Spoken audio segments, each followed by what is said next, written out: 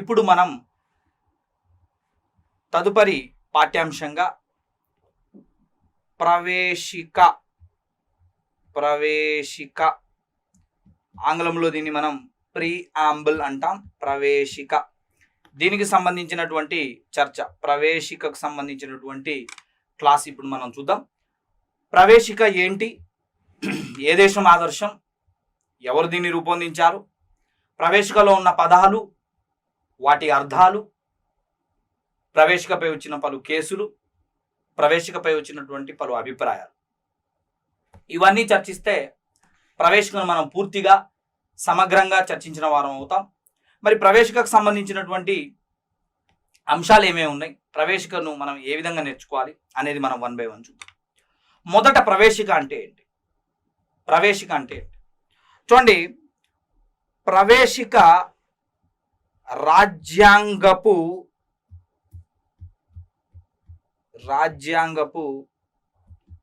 తొలి పత్రిక,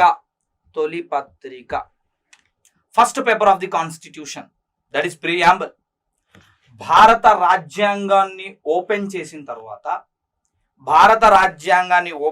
తర్వాత కనబడే తొలి పేపర్, తొలి పత్రిక ప్రవేశిక. స్కూల్ టెక్స్ట్ బుక్లో మనం గమనిస్తుంటాం, ముందు మాట, పీఠిక, విషయ సూచిక, అలాంటిదే భారత రాజ్యాంగములో తొలి పత్రిక ప్రవేశిక. మరి ప్రవేశిక ఆదర్శం అమెరికా. ప్రవేశికకు ఆదర్శం అమెరికా. అంటే అమెరికా రాజ్యాంగం తన రాజ్యాంగములో ప్రీయాంబుల్, ప్రవేశికను మెన్షన్ చేసింది, ప్రవేశికను పొందుపరిచి తన రాజ్యాంగాన్ని నిర్మించింది. అది ఆదర్శంగా తీసుకొని మనం కూడా మన రాజ్యాంగంలో ప్రవేశికను పెట్టుకోవడం జరిగింది. సో ప్రవేశిక రాజ్యాంగం యొక్క తొలి పత్రిక, ప్రవేశికకు ఆదర్శమైన దేశం అమెరికా. అదేవిధంగా ప్రవేశిక అన్న అంశాన్ని దేశంలో తొలిసారి ఉపయోగించిన వారు జవహర్ లాల్ నెహ్రూ గారు అని అభ్యర్థులు గమనించారు. జవహర్ లాల్ నెహ్రూ గారు ప్రవేశికను భారతదేశంలో తొలిసారిగా ఉపయోగించినారు. ఏ విధంగా ఉపయోగించినారు ఒక్కసారి మీరు దీన్ని అర్థం చేసుకోవాలి. డిసెంబర్ 13, 1946న రాజ్యాంగ పరిషత్తులో లక్ష్యాలు ఆశయాలు అన్న తీర్మానాన్ని నెహ్రూ గారు ప్రవేశపెట్టారు అని మనం గతంలో నేర్చుకున్నాం. ఆ లక్ష్యాలు ఆశయాలు అనే తీర్మానంలో జవహర్ లాల్ నెహ్రూ గారు ప్రవేశికను తొలిసారిగా ఉపయోగించారు. రేపొద్దున మిమ్మల్ని ప్రశ్న ఇలా అడుగుతాడు, ప్రవేశికను భారతదేశంలో ఉపయోగించిన తొలి భారతీయుడు ఎవరు? జవహర్ లాల్ నెహ్రూ. ఎందులో ఉపయోగించినారు? లక్ష్యాలు ఆశయాలు తీర్మానంలో ఉపయోగించినారు. ఆదర్శ దేశం ఏది అంటే అమెరికా. మరి రాజ్యాంగపు తొలి పత్రిక ఏదన్నా కూడా ప్రవేశికను మనం చూపించాల్సి ఉంటుంది. అభ్యర్థులు దీనిని గమనించాలి. ఇక ప్రవేశికకు సంబంధించి ప్రవేశిక ఏం చేస్తుంది, ప్రవేశిక ఏం తెలుపుతుంది, ప్రవేశిక యొక్క అంతరార్థం ఏంటి చూడండి. ప్రవేశిక రాజ్యాంగము యొక్క స్వభావాన్ని, రాజ్యాంగము యొక్క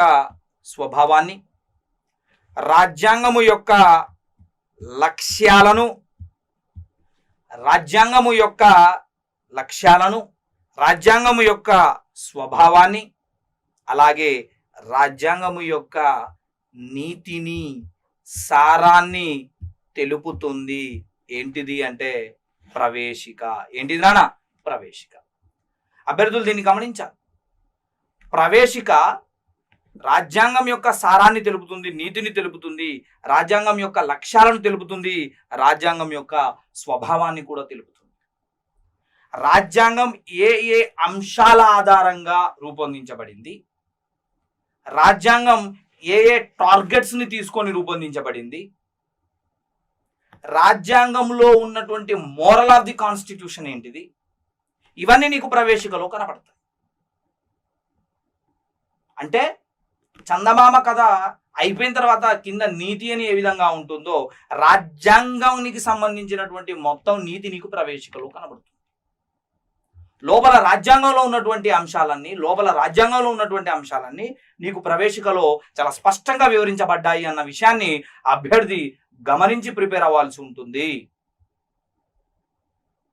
మరి ప్రవేశికకు సంబంధించినటువంటి నిర్మాణం ఏ విధంగా ఉంటుంది, ప్రవేశిక నిర్మాణం ఏ విధంగా ఉంటుంది, ప్రవేశికలో ఉన్న పదాలు ఏ విధంగా ఉంటాయి అన్న విషయాన్ని మనం గమనించాలి. దానికన్నా ముందు ఒక విషయాన్ని మనం గమనించాలి. జేఆర్ శివాలిక్ అనే రాజ్యాంగాల నిపుణుడు గమనించాలి అభ్యర్థులందరూ కూడా. రాజ్యాంగ నిపుణుడు జేఆర్ శివాలిక్ అనే రాజ్యాంగ నిపుణుడు భారత రాజ్యాంగ ప్రవేశికను మొత్తం క్షుణ్ణంగా ఇంచు బై ఇంచు అర్థం చేసుకున్న తరువాత, అధ్యయనం చేసిన తరువాత ఆయన ఏం చెప్పాడు అంటే, భారత రాజ్యాంగ పరిషత్తును చదివిన తరువాత, భారత రాజ్యాంగ పరిషత్ యొక్క అవగాహన తరువాత నాకు 4 విషయాలు అర్థమయ్యాయి అని చెప్పాడు. జేఆర్ శివాలిక్ గారి అభిప్రాయం ప్రకారం ప్రవేశికలో 4 అంశాలు స్పష్టం చేయబడ్డాయి. మొదటిది భారత రాజ్యాంగానికి మూలము ఎవరు అన్నది అర్థమైంది జేఆర్ శివాలిక్ గారికి. రెండవది రాజ్యాంగపు లక్షణాలు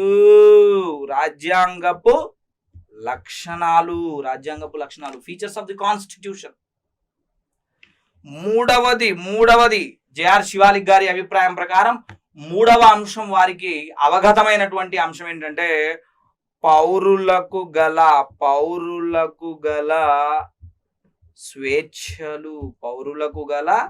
స్వేచ్ఛలు. నాలుగోది ఆమోద దినోత్సవం. అంటే భారత రాజ్యాంగ ప్రవేశికను మొత్తం చదివిన తర్వాత, క్షుణ్ణంగా పరిశీలించిన తర్వాత జేఆర్ శివాలిక్ గారి అభిప్రాయం ప్రకారం 4 విషయాలు సుస్పష్టం చేయబడ్డాయి. 4 విషయాలు అర్థమవుతున్నాయి.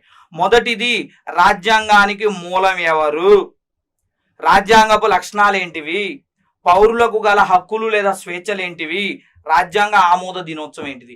ఒక్కసారి మనం ఇక్కడ గమనించి చూద్దాం. రాజ్యాంగానికి మూలం ఎవరు అంటే భారత ప్రజలు. ఎందుకు అంటే ప్రవేశిక ఏ విధంగా ప్రారంభం అవుతుంది అంటే, we the people of India అని ప్రారంభమవుతుంది. భారతదేశ ప్రజలమైన మేము. ప్రవేశిక ప్రారంభం పదాలు అవే. తర్వాత చివర ఉంటుంది, మాకు మేము సమర్పించుకుంటున్నాం, ఈ రాజ్యాంగాన్ని మాకు మేము సమర్పించుకుంటున్నాం. భారతదేశ ప్రజలమైన మేము అని ప్రారంభమై మాకు మేము సమర్పించుకుంటున్నాం. అంటే రాజ్యాంగ రచన జరిగింది అంబేద్కర్ గారి వారసుల కోసమో, నెహ్రూ గారి వారసుల కోసమో, పటేల్ గారి వారసుల కోసమో, భవిష్యత్తులో రాబోయే నాయకుల వారసుల కోసమో కాదు, భారతదేశ ప్రజల కోసం రాశాం రాజ్యాంగం. ఈ రాజ్యాంగం భారతదేశ ప్రజల కోసం. కాబట్టి రాజ్యాంగానికి మూలం ఎవరు అంటే భారత ప్రజలు. ఈ విషయం అర్థం అవుతుంది అట ఎవరి అభిప్రాయం ప్రకారం? జేఆర్ శివాలిక్ గారి అభిప్రాయం ప్రకారం. ఇంకోటి, రాజ్యాంగపు లక్షణాలు చెప్పాం మనం. సర్వసత్తాక, సామ్యవాద,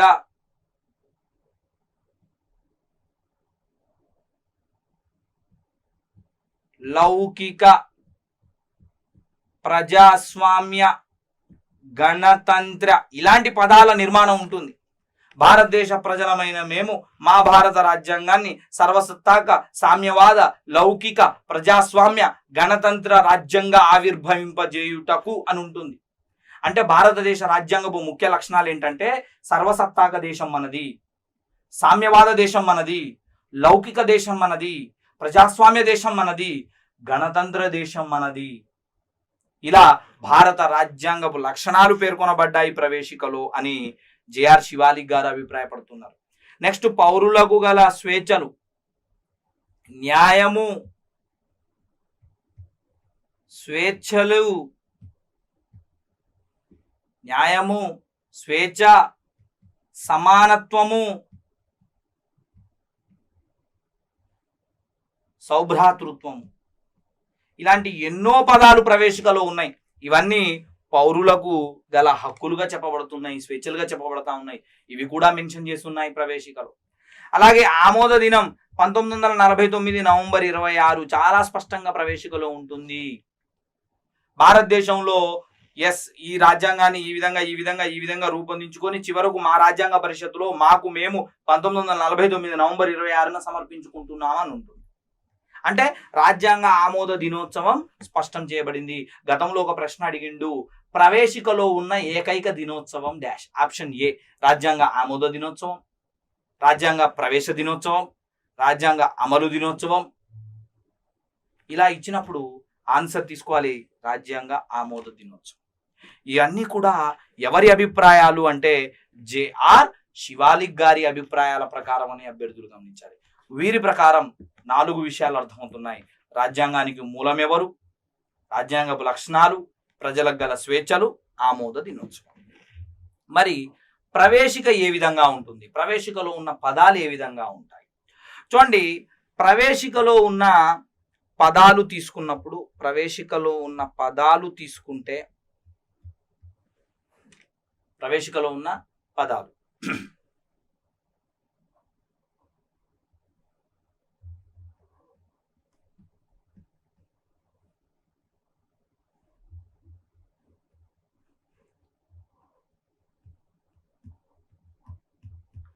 ప్రవేశికను 2 రకాలుగా విభజించి దీన్ని అర్థం చేసుకుందాం, ఈ పదాలను అర్థం చేసుకుందాం. రాజ్యాంగపు లక్షణాల ఆధారంగా పౌరులకు గల హక్కుల ఆధారంగా అర్థం చేసుకునే ప్రయత్నం చేద్దాం. సో రాజ్యాంగపు లక్షణాల దగ్గర పదాలు ఏ విధంగా ఉన్నాయి అంటే, రాజ్యాంగపు లక్షణాల వద్ద పదాలు ఏ విధంగా ఉన్నాయి అంటే, సర్వసత్తాక,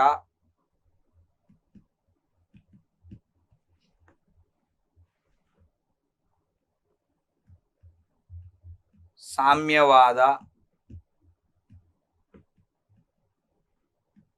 లౌకిక, ప్రజాస్వామ్య,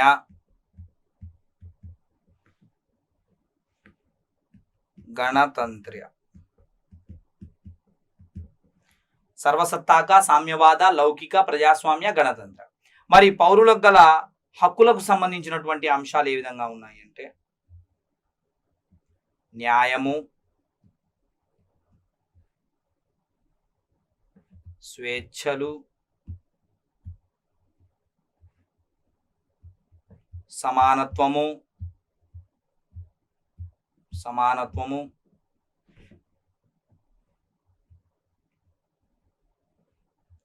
సౌభ్రాతృత్వము,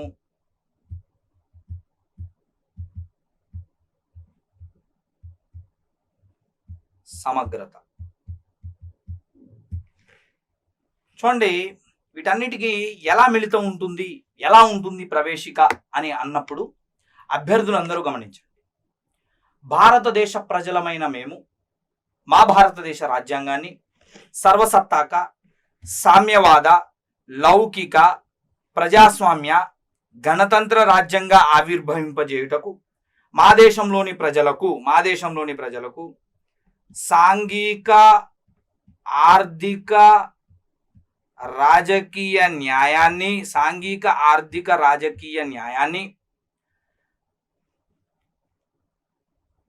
స్వేచ్ఛలు చూడండి, ఇవి 5 రకాలుగా ఉంటాయి.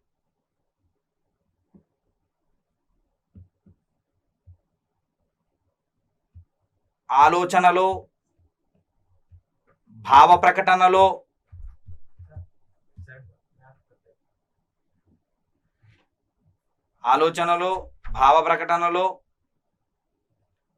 ధర్మములో, విశ్వాసములో, ఆరాధనలో. ఇవి స్వేచ్ఛలు. సమానత్వాలు 2 రకాలు ఉంటాయి. హోదాలో, అవకాశాల్లో. హోదాలో, అంతస్తులు, అట్లా అవకాశాలు, ఆపర్చునిటీ. చూడండి ఎలా ఉంటుంది ఇది అంటే, చూడండి ఇక్కడ చాలా స్పష్టంగా మనకు అర్థమవుతా ఉంది. చూడండి, నేను చదువుతాను, ప్రవేశిక ఎలా ఉంటుందో మీరు చూడండి. భారతదేశ ప్రజలమైన మేము మా భారతదేశ రాజ్యాంగాన్ని సర్వసత్తాక, సామ్యవాద, లౌకిక, ప్రజాస్వామ్య, గణతంత్ర రాజ్యంగా ఆవిర్భవింపజేయుటకు మా దేశములోని పౌరులకు సాంఘిక, ఆర్థిక, రాజకీయ న్యాయాన్ని, ఆలోచనలో, భావ ప్రకటనలో, ధర్మంలో, విశ్వాసంలో, ఆరాధనలో స్వేచ్ఛలను, హోదాలో, అవకాశాలలో సమానత్వాన్ని, సౌభ్రాతృత్వాన్ని మరియు సమగ్రతను పెంపొందిస్తూ మా ఈ రాజ్యాంగాన్ని రాజ్యాంగ పరిషత్తులో 1949 నవంబర్ 26న మాకు మేము సమర్పించుకుంటున్నామని ఉంటుంది. సో ప్రవేశిక ఇలా ఉంటుంది. భారతదేశ ప్రజలమైన మేము మా భారతదేశాన్ని సర్వసత్తాక, సామ్యవాద, లౌకిక, ప్రజాస్వామ్య, గణతంత్ర రాజ్యంగా ఆవిర్భవింపజేయుటకు మా దేశంలోని పౌరులకు సాంఘిక, ఆర్థిక, రాజకీయ న్యాయాన్ని, ఆలోచనలో, భావ ప్రకటనలో, ధర్మంలో, విశ్వాసంలో, ఆరాధనలో స్వేచ్ఛని, హోదాల్లో, అవకాశాల్లో సమానత్వాన్ని, సౌభ్రాతృత్వాన్ని మరియు సమగ్రతను పెంపొందిస్తూ మా ఈ రాజ్యాంగాన్ని మా రాజ్యాంగ పరిషత్లో 1949 నవంబర్ 26న మాకు మేము సమర్పించుకుంటున్నాం అని ఉంటుంది. మరి ఇంత గొప్ప ఫ్రేమింగ్ ఉన్నప్పుడు ఒక్కొక్క పదాలు, ఆ పదాల యొక్క అర్థాలు తెలుసుకోవాల్సిన బాధ్యత ఆస్పిరెంట్ మీద ఉంటుంది. సో ఒక్కొక్క పదాన్ని మనం తీసుకొని నిర్వచనాలను, వాటి అర్థాలను తెలుసుకుందాం. ఫస్ట్ సర్వసత్తాక. సర్వసత్తాక, సావర్నిటీ అంటాం మనం దీన్ని ఇంగ్లీష్లో. సావర్నిటీ అంటే ఏంటి? సర్వసత్తాక అంటే ఏంటి? అభ్యర్థులందరూ చాలా స్పష్టంగా గమనించాలి. సర్వసత్తాక అంటే ఏంటి? చూడండి, సర్వసత్తాక అంటే అర్థం భారతదేశము స్వంత నిర్ణయాలు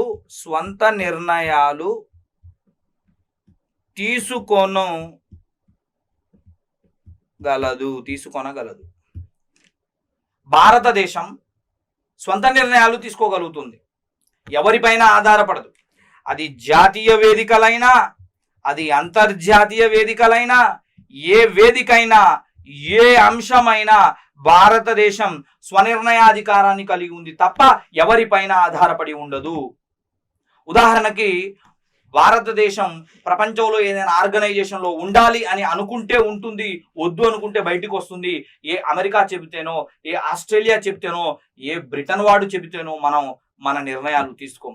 భారతదేశం ఇండిపెండెంట్ దేశం, భారతదేశం సొంత నిర్ణయాలు తీసుకోగల దేశం అని ప్రవేశికలో ఒక పదం చెబుతుంది. ఏ పదం అండి అది? సర్వసత్తాక. రేపొద్దున మిమ్మల్ని ప్రశ్న ఇలా అడుగుతాడు, భారతదేశం అంతర్జాతీయ వేదికలపై తన సొంత నిర్ణయాలు తీసుకునే అధికారాన్ని కలిగి కలదు, దీనికి ఊతమిస్తున్న ప్రవేశిక పదము ఏది? డాష్ అని అడుగుతాడు. ఆన్సర్ ఏం తీసుకోవాలి? సర్వసత్తాక, sovereignty. India can take its own decisions, should not depend on any other country. ఇది మనం గమనించాలి. సర్వసత్తాక. ఇన్ని రోజులు మనం అది లేదు. బ్రిటన్ వాళ్ళు ఏం చెబితే, బ్రిటన్ రాణి ఏం చెబితే, బ్రిటన్ రాజు ఏం చెబితే, వాళ్ళే చట్టాలు చేస్తే అవే చట్టాలు పాటించుకుంటూ వెళ్ళాం. కానీ ఇప్పటికీ పాటిస్తామా? పాటించము కదా. మన రాజ్యాంగం అమల్లోకి వచ్చిన తర్వాత మన నిర్ణయాలు మనమే తీసుకుంటాం. అది సర్వసత్తాక. నెక్స్ట్ పదం సామ్యవాద.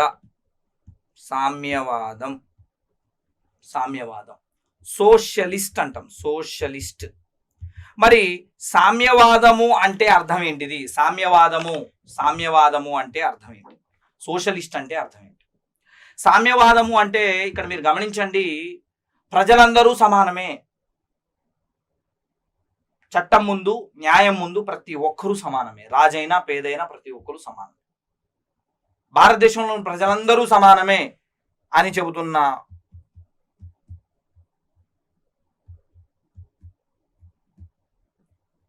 సామ్యవాదము చెబుతున్నటువంటి పదం ఏంటిదంటే, ప్రజలంతా సమానమే అని చెప్తున్న పదం సామ్యవాదము. సోషలిస్ట్, సామ్యవాదము. భారతదేశం ఈ లక్షణాన్ని కలిగి ఉంది. అందరూ ఒకటే, రాజైనా పేదైనా, మంచోడైనా చెడ్డోడైనా, పేదవాడైనా ధనికుడైనా, తేడాలు ఉన్నాయా? లేవు. సామ్యవాదం, అందరూ ఒకటే. పేదవారికి ఒక రకమైనటువంటి ట్రీట్మెంటు, లేకపోతే ఆ ఉన్న వాళ్ళకు ఒక రకమైనటువంటి సౌకర్యాలు ఇలా ఉంటుందా ప్రభుత్వ పక్షాన? అలా ఉండదు కదా. కాబట్టి సామ్యవాదము మరొక గొప్ప ప్రవేశిక పదం. తదుపరి పదం లౌకికత్వము.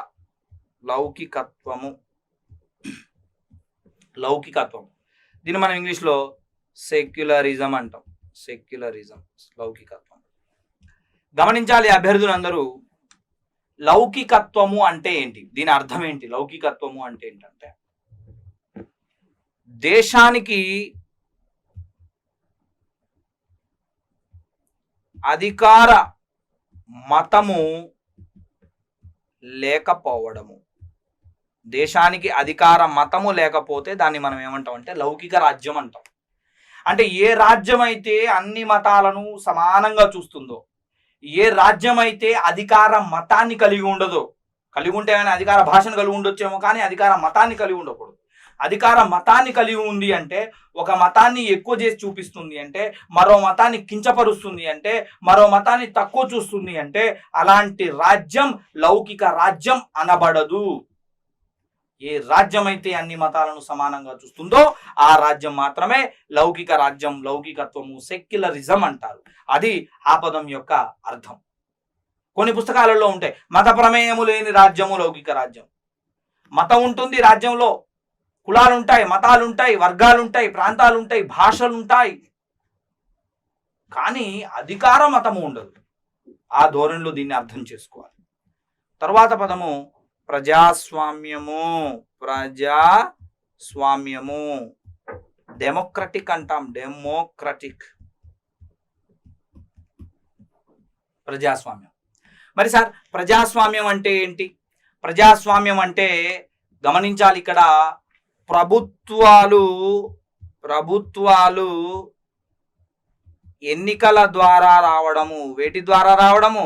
ఎన్నికల ద్వారా రావడం. అలాంటి వ్యవస్థను మనం ప్రజాస్వామ్యం అంటాం. ఎల్లయ్య చనిపోతే ఎల్లయ్య కొడుకు మల్లయ్య ప్రభుత్వంలోకి వచ్చింది అనుకోండి, అది రాజరికం అవుతుంది, ప్రజాస్వామ్యం అవ్వదు. ఎల్లయ్య చనిపోయిన తర్వాత ఎన్నికల్లో నిలబడి తన కొడుకు మల్లయ్య అధికారంలోకి వస్తే అది ప్రజాస్వామ్యం అవుతుంది. అంటే ఏ దేశం అయితే ఎన్నికలు నిర్వహించి ప్రభుత్వాన్ని ఎంచుకుంటుందో అది ప్రజాస్వామ్య దేశం. భారతదేశం ప్రజాస్వామ్య దేశం, గుర్తుపెట్టుకోవాలి. ప్రజాస్వామ్యం లేదు, ఎన్నికలు లేవు. ఆయన తర్వాత ఆయన కొడుకు తర్వాత ఆయన మనవడు ఇలా ప్రభుత్వంలోకి వస్తూ ఉంటే అది రాజరికం అవుతుంది తప్ప ప్రజాస్వామ్యం అవ్వదు. భారతదేశం ప్రజాస్వామ్యం, అది దాని అర్థం. మరి ప్రజాస్వామ్యము రెండు రకాలుగా ఉంటుంది. ప్రత్యక్ష ప్రజాస్వామ్యము, పరోక్ష ప్రజాస్వామ్యము. డైరెక్ట్ డెమోక్రసీ, ఇండైరెక్ట్ డెమోక్రసీ అంటాం. ఈ విషయాన్ని మనం గమనించాలి. సమన్యాయ పాలన అని ఏవి డైసీ గారు ఒక గొప్ప సిద్ధాంతాన్ని తీసుకొస్తారు. వాటన్నిటిని ఆచరించుకోవాల్సి ఉంటుంది. అబ్రహం లింకన్ గారు కూడా ప్రజాస్వామ్యం గురించి ఒక అద్భుతమైనటువంటి డెఫినేషన్ చెప్తారు. By the people, for the people, of the people అని చెప్పి చెప్తా ఉంటారు. ప్రజల చేత, ప్రజల కొరకు, ప్రజలచే నడపబడుతున్న ప్రజాప్రభుత్వాలు ఉన్నటువంటి వ్యవస్థ ప్రజాస్వామ్యం. మరి అర్థం చేసుకోండి, ప్రత్యక్ష ప్రజాస్వామ్యం అంటే ఏంటి, పరోక్ష ప్రజాస్వామ్యం అంటే ఏంటి? అభ్యర్థులు గమనించాలి. ప్రత్యక్ష ప్రజాస్వామ్యము అంటే ఎన్నికలతో పాటు, ఎన్నికల్లో మాత్రమే కాకుండా ప్రభుత్వ నిర్ణయాల్లో కూడా ప్రజా భాగస్వామ్యం ఉంటే అది ప్రత్యక్ష ప్రజాస్వామ్యం అవుతుంది. 4 ఏళ్లకో 3 ఏళ్లకో ప్రజలు ఓటేస్తారు, ప్రభుత్వం వస్తుంది, వెరీ గుడ్, ఎక్సలెంట్, అది ప్రజాస్వామ్యం అన్నాం. కానీ ఆ ఎన్నిక అయిన తర్వాత కూడా ప్రభుత్వం చేసే ప్రతి పని, ప్రభుత్వం చేపట్టే ప్రతి పథకం ప్రజలను అడిగే చేయాలి, ప్రజాభిప్రాయం తీసుకొనే చేయాలి. అలా ప్రతి నిర్ణయం ప్రజలను అడిగి ప్రజల భాగస్వామ్యంతో చేస్తే అది ప్రత్యక్ష ప్రజాస్వామ్యం అవుతుంది. ఇది స్విట్జర్లాండ్ అనే దేశంలో అమల్లో ఉంది సక్సెస్ఫుల్గా ప్రత్యక్ష ప్రజాస్వామ్యం. మరి సార్ పరోక్ష ప్రజాస్వామ్యం అంటే ఏంటి అంటే కేవలము ఎన్నికలో మాత్రమే ప్రజల భాగస్వామ్యం ఉంటుంది తప్ప నిర్ణయాల్లో పథకాల్లో, ప్రభుత్వ పాలసీల్లో ప్రజా భాగస్వామ్యం ఉండదు. వాటి రూపకల్పనలో భాగస్వామ్యం ఉండదు. అమల్లో క్షేత్రస్థాయిలో ఖచ్చితంగా ఉండాలి.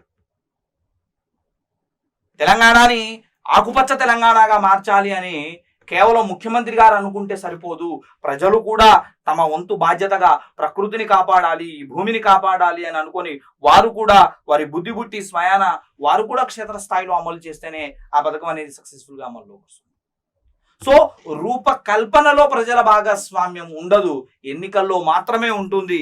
అది పరోక్ష ప్రజాస్వామ్యం అంటారు. ఇది భారతదేశం ఎగ్జాంపుల్గా చెప్పుకోవచ్చు. 5 ఏళ్లకు ఒక్కసారి మనం ఓటేస్తాం. తరువాత ఆ ప్రభుత్వం చేసే ఏ పని కూడా మనల్ని అడగరు. ఉదాహరణకు రైతు బంధు అనే పథకం ఉంది. ప్రజాభిప్రాయం తీసుకొని రైతు బంధు ఇస్తున్నారా? ప్రజాభిప్రాయం తీసుకొని షాదీ ముబారక్ పథకం ఉందా? లేదు. ప్రజాభిప్రాయం తీసుకొని జగనన్న కానుకలు ఉన్నాయా? విద్యా కానుకలు ఉన్నాయా? అమ్మ ఒడి కార్యక్రమాలు ప్రజాభిప్రాయం తీసుకున్నారా?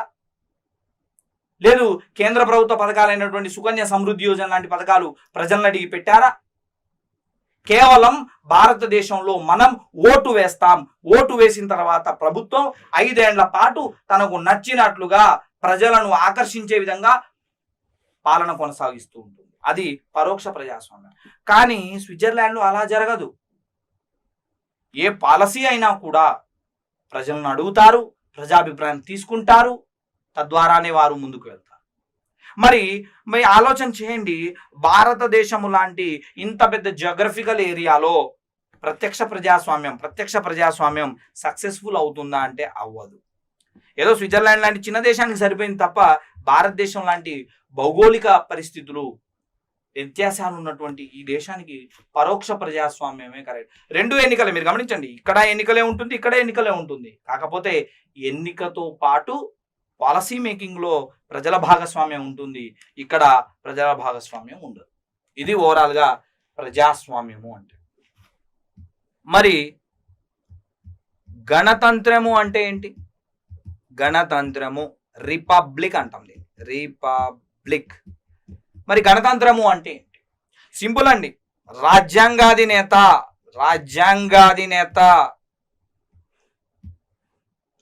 దేశాధ్యక్షుడు, దేశ ప్రథమ పౌరుడు, సింపుల్గా చెప్పాలి అంటే రాష్ట్రపతి. ఈయన వారసత్వంగా కాక కేవలం ఎన్నిక ద్వారా మాత్రమే వస్తాడు. అలాంటి రాజ్యాన్ని గణతంత్ర రాజ్యము అంటారు. చూడండి, ఇందాక చెప్పిన ప్రజాస్వామ్యానికి ఇక్కడ చెబుతున్నటువంటి గణతంత్రానికి ఒక చిన్న తేడా ఉంటుంది. చూడండి, ఇక్కడ మీరు గమనించాలి. రెండింటి మధ్య ఉన్న తేడా ఏంటంటే, ప్రజాస్వామ్యానికి గణతంత్రానికి ఉన్న తేడా ఏంటంటే, ప్రభుత్వం ఎన్నికల ద్వారా వస్తే అది ప్రజాస్వామ్యం అవుతుంది. ప్రభుత్వం ఎన్నికల ద్వారా వస్తే అది ప్రజాస్వామ్యం అవుతుంది.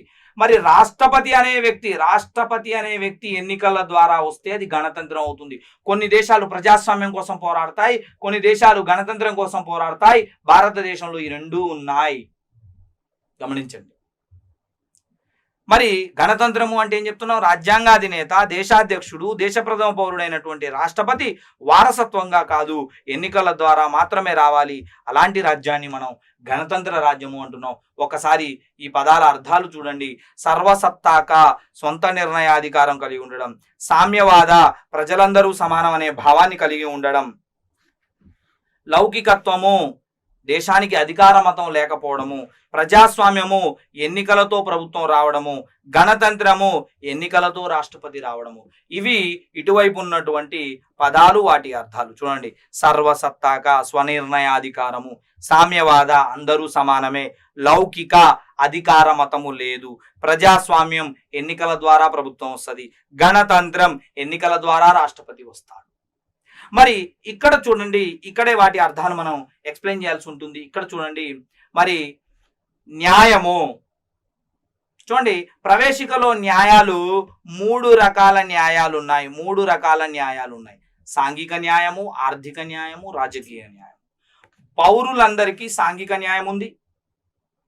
నల్లగున్నా, తెల్లగున్నా, ఎత్తు ఎక్కువ ఉన్నా, ఎత్తు తక్కువ ఉన్నా, ఆడైనా, మగైన సమాజంలో మనందరికీ జీవించే హక్కు ఉంది, సాంఘిక న్యాయం ఉంది, ఆర్థిక న్యాయం ఉంది. ఏ రకమైనటువంటి హేతుబద్ధమైనటువంటి న్యాయబద్ధమైనటువంటి వ్యాపారం పెట్టుకొని మనం ఆర్థికంగా పరిపుష్టి అయ్యే న్యాయం మనకుంది.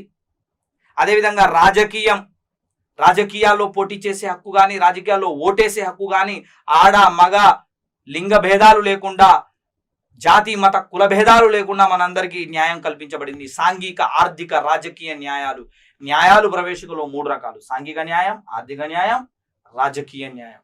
అలాగే స్వేచ్ఛలు 5 రకాల స్వేచ్ఛలు ఉన్నాయి. 5 రకాల స్వేచ్ఛలు.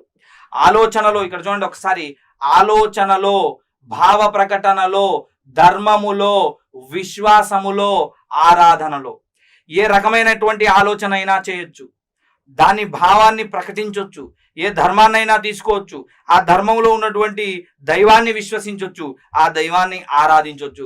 సో స్వేచ్ఛలు ఇక్కడ ఎన్ని రకాలు ఉన్నాయి నాన్న? 5 రకాల స్వేచ్ఛలు ఉన్నాయి. ఆలోచనలో, భావ ప్రకటనలో, ధర్మంలో, విశ్వాసములో, ఆరాధనలో. ఇవన్నీ మనకిచ్చినటువంటి స్వేచ్ఛ. న్యాయాలు 3 రకాలు, స్వేచ్ఛలు 5 రకాలు. అలాగే ఇక్కడ చూడండి, సమానత్వం, 2 రకాల సమానత్వాలు ఉన్నాయి మన భారతదేశంలో పౌరులకు. హోదాలో సమానత్వం ఉంది, ఏ హోదానైనా పొందొచ్చు. జాతి మత కుల లింగ భేదాలు లేకుండా ఏ హోదానైనా మనం పొందొచ్చు. ఉదాహరణకు, ఒక దళిత వ్యక్తి ముఖ్యమంత్రి అవ్వచ్చు, దళిత వ్యక్తి రాష్ట్రపతి అవ్వచ్చు, దళిత వ్యక్తి ప్రధానమంత్రి అవ్వచ్చు, లేదు ఒక ముస్లిం వ్యక్తి ప్రధానమంత్రి అవ్వచ్చు, ఒక ముస్లిం వ్యక్తి రాష్ట్రపతి అవ్వచ్చు, లేదు ఒక ఓసీ వ్యక్తి ఏ పదవినైనా అలంకరించవచ్చు. అంటే ఇక్కడ క్యాస్ట్, రిలీజియన్, జెండర్ ఏ భేదాలు లేకుండా ప్రతి ఒక్కరూ ఏ హోదానైనా పొందొచ్చు. అది హోదాలో సమానత్వం. అదేవిధంగా అవకాశాల్లో సమానత్వం. అవకాశాలు కూడా అందరూ అందిపుచ్చుకోవచ్చు. హోదాలో అవకాశాల్లో సమానత్వం ఉంది. ఆలోచనలో, భావప్రకటనలో, ధర్మంలో, విశ్వాసంలో, ఆరాధనలో స్వేచ్ఛలు ఉన్నాయి. సాంఘిక ఆర్థిక రాజకీయ న్యాయాలు ఉన్నాయి. అదేవిధంగా సౌభ్రాతృత్వము అంటే సోదర భావాన్ని కలిగి ఉండడం. మిత్రులారా, సోదర భావాన్ని కలిగి ఉండడం. ప్రతి ఒక్కరూ భారతదేశంలో సోదర భావాన్ని కలిగి ఉండాలి. భారతదేశంలో ఉన్నటువంటి పౌరుల మధ్య ఆ సోదర భావాన్ని కలిగి ఉండాలి. అదేవిధంగా సమగ్రత అంటే క్షేత్రస్థాయి నుండి కేంద్ర స్థాయి వరకు అభివృద్ధి అనేది సంపూర్ణంగా ఉండాలి. కేవలం ఢిల్లీ అభివృద్ధి చెందింది ఇండియా అభివృద్ధి చెందినట్టు కాదు, హైదరాబాద్ అభివృద్ధి చెందింది తెలంగాణ అభివృద్ధి చెందినట్టు కాదు, వైజాగ్ అభివృద్ధి చెందింది ఆంధ్రప్రదేశ్ అభివృద్ధి చెందినట్టు కాదు.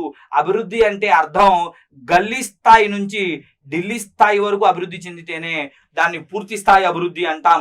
అలా పూర్తి స్థాయి అభివృద్ధి గురించి చెప్పే పదం సమగ్రత అనే పదం. మిత్రులందరూ అర్థం చేసుకోవాలి. న్యాయాలు 3 రకాలు, స్వేచ్ఛలు 5 రకాలు, సమానత్వాలు 2 రకాలు, సౌభ్రాతృత్వం అంటే సోదర భావం, సమగ్రత అంటే పూర్తి స్థాయి అభివృద్ధి. ఇలాంటి అద్భుతమైనటువంటి పదాలన్నీ కూడా మనకు ప్రవేశికలో ఉన్నాయి. అదే కదా ఇవన్నీ మొత్తం ఇవన్నీ ఇలా ఉన్నాయి అని చెప్పిన వ్యక్తి జేఆర్ శివాలిక్. ఇవి అర్థమవుతున్నాయి, అవగతమవుతున్నాయి అని చెప్పిన వ్యక్తి కూడా జేఆర్ శివాలిక్. చూడండి, ఈ పదాల యొక్క అర్థాలు, వాటి వివరాలు ఈ విధంగా ఉన్నాయి మిత్రులారా. మరి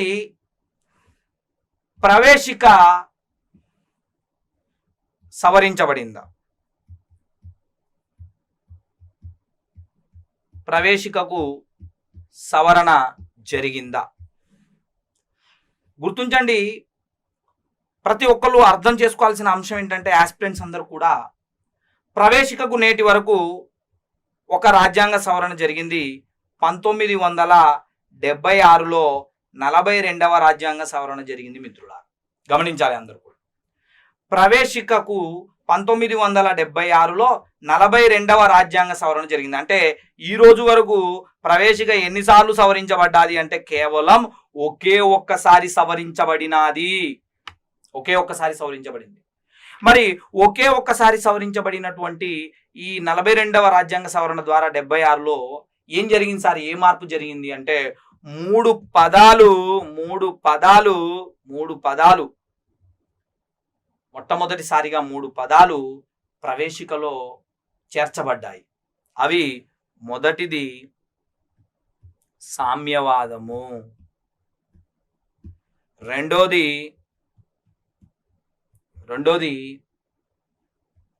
లౌకికత్వము.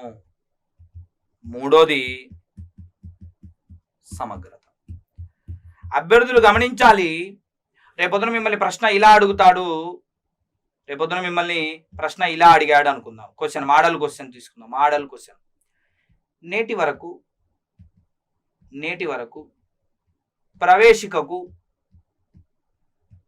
ఎన్ని సవరణలు జరిగాయి?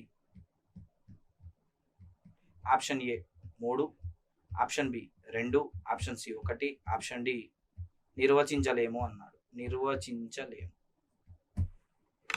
సో ఈ ప్రశ్నకు సమాధానం మీరేం చెప్తారండి? నేటి వరకు ప్రవేశికకు ఎన్ని సవరణలు జరిగాయి? ప్రవేశికకు ఎన్ని సవరణలు జరిగాయి? చూడండి,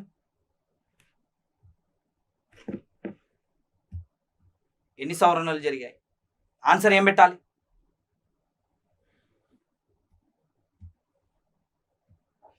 ఒకటే సవరణ.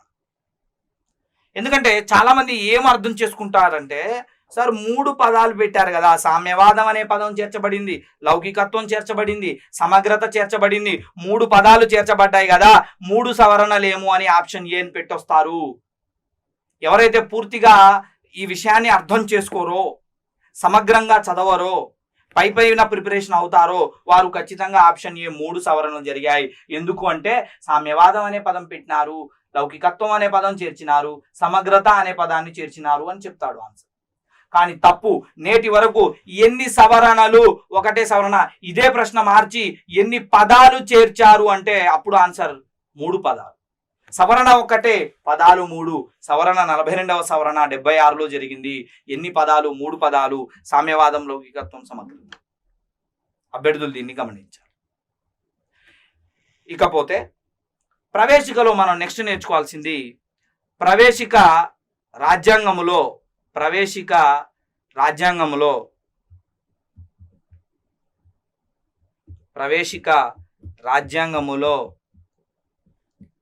అంతర్భాగమా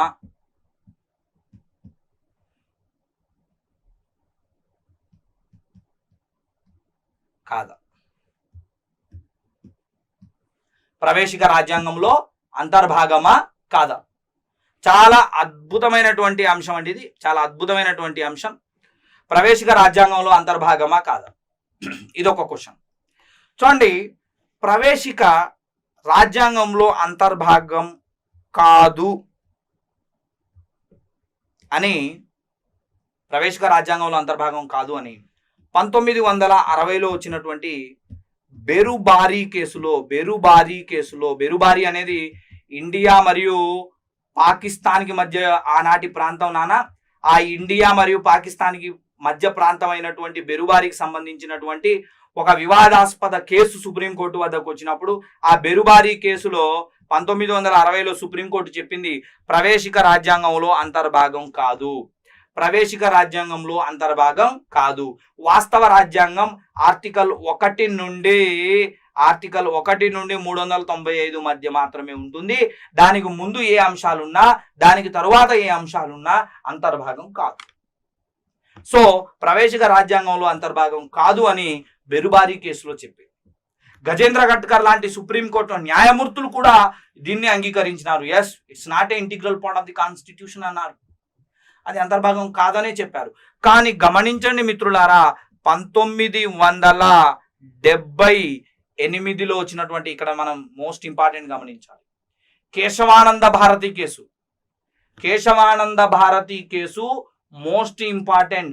రాజ్యాంగ చరిత్రలో, ప్రాథమిక హక్కుల చరిత్రలో చాలా గొప్పగా, చాలా ప్రసిద్ధి చెందినటువంటి కేసు 1973లో వచ్చినటువంటి కేశవానంద భారతి కేసు. చూడండి, 73లో కేశవానంద భారతి కేసు. సార్, బెరుబారీ అంటే ఇండియా మరియు పాకిస్తాన్కి మధ్య ప్రాంతం అని చెప్పినారు, వివాదాస్పద ప్రాంతం, బానే ఉంది. మరి సార్ కేశవానంద భారతి ఎవరు? ఈ మధ్య కాలంలోనే వీరు మరణించారు, కేశవానంద భారతి గారు. మరి కేశవానంద భారతి ఎవరు అంటే కేరళకి చెందినటువంటి ఒక మఠాధిపతి. వీరు కేశవానంద భారతి గారు రాజ్యాంగంలో ఉన్నటువంటి కొన్ని ముఖ్యమైన ఘట్టాల మీద కోర్టు వరకు వెళ్ళినారు. మరి కేశవానంద భారతి కేసులో మరి కోర్టు చెప్పింది ప్రవేశిక రాజ్యాంగములో అంతర్భాగమే అని చెప్పింది. ఎందుకు చెప్పిందో తెలుసా? చాలా డీటెయిల్ ఎక్స్ప్లెనేషన్లో ఏమని చెప్పారో తెలుసా? ఒకవేళ ప్రవేశిక రాజ్యాంగము గురించి కాకుండా మరేదైనా అంశం గురించి మాట్లాడుతున్నట్లయితే అంతర్భాగం కాదు. కానీ ప్రవేశిక దేని గురించి చెప్తుంది? మనం ముందు తొలుత చెప్పాము. ఇక్కడ చూడండి, ఇక్కడ చూడండి, ప్రవేశిక దేని గురించి చెప్తుంది చూడండి. రాజ్యాంగం యొక్క స్వభావాన్ని, రాజ్యాంగం యొక్క లక్ష్యాలను, రాజ్యాంగం యొక్క సారాన్ని చెబుతుంది. అంటే ప్రవేశిక క్లియర్గా రాజ్యాంగానికి సంబంధించిన అంశాల గురించే వివరిస్తుంది తప్ప బయటి అంశాలు కాదు కదా. అలాంటప్పుడు ప్రవేశిక ఖచ్చితంగా రాజ్యాంగంలో అంతర్భాగమే అని చెప్పినటువంటి కేసు కేశవానంద భారతి కేసు. తర్వాత మీకు 1994-95లో ఎల్ఐసి ఆఫ్ ఇండియా కేసులో కూడా చెప్పడం జరిగింది. ఇప్పుడు మనం ప్రవేశిక రాజ్యాంగములో అంతర్భాగమా కాదా అన్న అంశాన్ని మనం ఇప్పుడు చూద్దాం. ప్రవేశిక రాజ్యాంగంలో అంతర్భాగమా కాదా అన్న అంశాన్ని మనం చూస్తా ఉన్నాం. చూడండి, 1960వ సంవత్సరంలో బెరుబారి అనే కేసులో బెరుబారి, ఇది ఇండియా మరియు పాకిస్తాన్, ఈనాటి బంగ్లాదేశ్కి చెరువులో బెరుబారి అనే ఆ ప్రాంతానికి, వివాదాస్పద ప్రాంతానికి సంబంధించినటువంటి కేసులో సుప్రీంకోర్టు చెప్పింది ప్రవేశిక రాజ్యాంగములో అంతర్భాగం కాదు అని చెప్పింది. ప్రవేశిక రాజ్యాంగంలో అంతర్భాగం కాదు అని చెప్పిన కేసు ఏంటిది అంటే బెరుబారి కేసు. ఏ సంవత్సరము? 1960లో. మరి 1973లో కేశవానంద భారతి కేసులో, కేశవానంద భారతి ఇటీవలే వీరు చనిపోవడం జరిగింది. కేశవానంద భారతి గారు కేరళ రాష్ట్రానికి చెందినటువంటి ఒక మఠాధిపతి. వీరి గురించి మనం ప్రాథమిక హక్కుల దగ్గర కూడా చర్చిస్తాం. అలాంటి కేశవానంద భారతి కేసులో సుప్రీంకోర్టు ఏం చెప్పిందంటే ప్రవేశిక రాజ్యాంగములో అంతర్భాగమే ప్రవేశిక రాజ్యాంగంలో అంతర్భాగమే అని చెప్పింది. ఇక్కడ కాదు అన్నది ఇక్కడ అవును అనింది. ఒకవేళ ప్రవేశిక రాజ్యాంగం గురించి కాకుండా మరేదైనా ఇతర అంశం గురించి చెబుతున్నట్లయితే అది అంతర్భాగం కాదు. కానీ ప్రవేశిక రాజ్యాంగం గురించే కదా చెబుతుంది. ప్రవేశిక రాజ్యాంగం యొక్క స్వభావాన్ని, లక్ష్యాలను మరియు లక్ష్యాలను, నీతిని కదా చెబుతుంది. అలాంటప్పుడు అది అంతర్భాగమే అని చెప్పిన కేసు కేశవానంద భారతి. ఈ కేసుతో పాటు మరికొన్ని కేసులు కూడా అంతర్భాగమే అని చెప్పాయి. ఉదాహరణకు తీసుకుంటే మనకి ఇందిరాగాంధీ రాజ్ నారాయణ్ కేసు కానీ, అదేవిధంగా మనకు మన ఎల్ఐసి ఆఫ్ ఇండియాకి సంబంధించిన 1994-95 కేసు. ఈ కేసులన్నింటిలో కూడా అంతర్భాగమే అని చెప్పింది, ఈ ఒక్క కేసులో కాదు అని చెప్పింది. ఆనాడు సుప్రీం ప్రధాన న్యాయమూర్తుల్లో పేరు ప్రసిద్ధి చెందినటువంటి గజేంద్ర గడ్కర్ లాంటి వాళ్ళు కూడా అంతర్భాగం కాదు అని అభిప్రాయపడ్డారు. తదుపరి కేసులో కేశవానంద భారతి దగ్గర నుంచి అంతర్భాగమే అన్న తీర్పులు వెలువడ్డాయి. మరి ఇప్పుడు ప్రజెంట్ ప్రవేశిక రాజ్యాంగంలో అంతర్భాగమేనా అంటే అవుననే చెప్పాలి. తదుపరి మనం ప్రవేశిక చర్చను ఇంకొంచెం ముందుకు తీసుకెళ్ళినప్పుడు ప్రవేశికపై పలువురి అభిప్రాయాలు తీసుకోవాలి. కొంతమంది కొన్ని రకాల అభిప్రాయాలు చెప్పడం జరిగింది ప్రవేశిక గురించి. అందులో పండిట్ భార్గవదాస్ గారిని తీసుకుంటే వీరు ఏమన్నారంటే ప్రవేశిక రాజ్యాంగానికి ఆభరణం వంటిది,